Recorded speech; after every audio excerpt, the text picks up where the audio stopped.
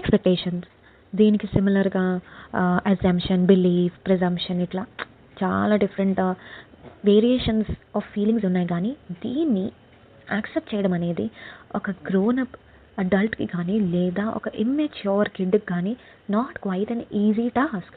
Reason being, మన brain ఎట్లాగా wide ఉంది అంటే, మనం ఏదైనా ఎవరికైనా చేస్తే తిరిగి మనకి ప్రాబబ్లీ వాళ్ళు ఏమైనా ఇస్తారేమో, అంతకన్నా బెటర్గా వస్తుందేమో, లేదా మనం ఎవరినైనా ఇష్టపడుతున్నాము అంటే మనం చూపించే ఎఫెక్షన్కి, లవ్కి వాళ్ళు తిరిగి మనకి ఏదో చేస్తారు అనే థాట్, లేదా స్కూల్కి వెళ్ళినప్పుడు మనకి 10/10 వచ్చినప్పుడు టీచర్ ఒక చాక్లెట్ ఇస్తుందని, ఇలాంటివన్నీ కూడా expectations, ప్రెజంప్షన్స్, believes, అజంప్షన్సే.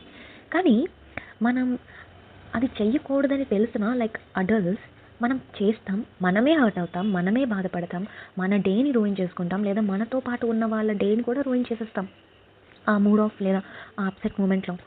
How to avoid that? I will not ask you to avoid it, because we cannot avoid that feeling. That's actually a beautiful feeling. అంటారు మనం ఎక్స్పెక్టేషన్స్ పెట్టుకోకూడదండి, ఎక్స్పెక్టేషన్స్ పెట్టుకోవడం వల్ల చాలా హర్ట్ అవుతాం. కరెక్టే. కాకపోతే ఆ మూమెంట్ ఆఫ్ ఎక్స్పెక్టేషన్లో మనం ఎంత ఆనందాన్ని పొందుతాం అనేది ఎక్స్పెక్టేషన్ పెట్టుకున్న వాళ్ళకి మాత్రమే తెలుస్తుంది. కోర్స్ అది ఒకవేళ అనుకున్నట్టు అవ్వకపోయినా కూడా దాని యొక్క డిసప్పాయింట్మెంట్ అంతకు డబల్ త్రిబుల్ కూడా ఉంటుంది, నేను కాదన్ను. కాకపోతే మనం పెట్టుకుని మన ఎక్స్పెక్టేషన్స్కి మనం ఒక రీజనింగ్ కూడా పెట్టుకుంటే, ఆ ఎక్స్పెక్టేషన్స్ అవతల వాళ్ళు మీట్ అవ్వకపోయినా లేదా సిచ్యువేషన్స్ మనకు అనుకూలంగా జరగకపోయినా we will not feel that bad. Definitely we will feel bad.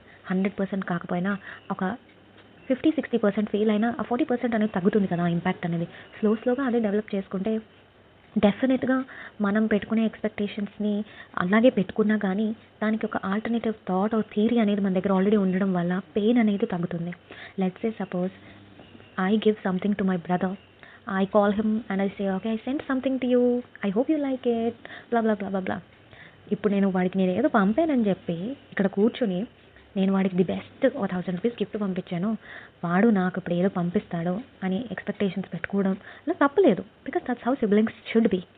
కాకపోతే వాడు నాకు 2000 పంపిస్తాడు, వాడు నాకు పర్ల్ నెక్లెస్ ఇస్తాడు, లేదా వాడు నాకు స్టెర్లింగ్ బ్రేస్లెట్ కొంటాడు, లేదా అది ఇది ఇది, that's definitely thinking over the counter.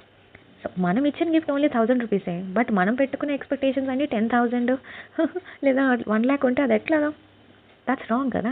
So within 10,000లోనే మన ఎక్స్పెక్టేషన్స్ పెట్టుకోవాలంటే అది కూడా రాంగే. మన ఎక్స్పెక్టేషన్ ఏంటి ఉండాలి? మనం వాడికి మంచి గిఫ్ట్ ఇచ్చాం, వాడు రిటర్న్లో నాకు కూడా ఏదైనా మంచి జ్ఞాపకాన్ని లేదా మంచి మెమరీని నాకు ఇస్తే ఎంత బాగుంటుందో కదా.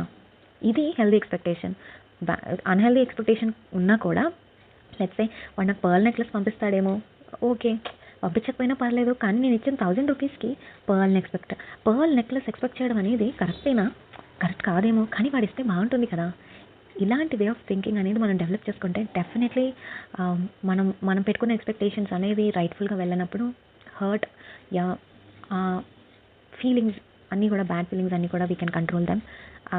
I hope my thoughts are useful to you. Thank you.